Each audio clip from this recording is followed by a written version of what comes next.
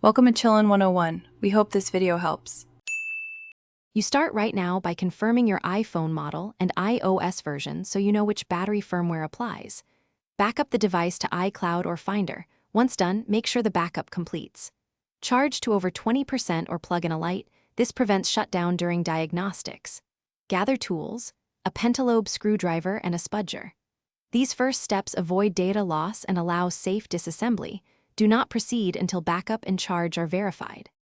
Once done with prep, check settings battery health and read the unverified message. Note any serial mismatch. Power the iPhone fully off. Remove the display gently, work slowly to avoid tearing flex cables, and disconnect the battery connector. Document connector positions with clear photos. This helps if connectors look similar.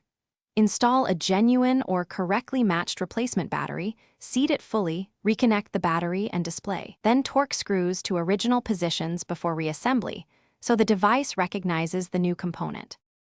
After reassembly, boot the iPhone and check battery health. A correct install and calibration should show verified status. To calibrate, charge uninterrupted to 100%, then use the phone until it shuts down and recharge to 100% again. This helps the system measure capacity accurately.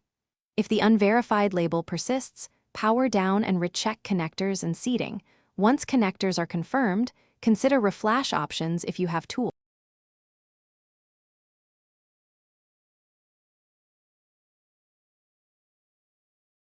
Thanks for watching. Consider subscribing if we helped you.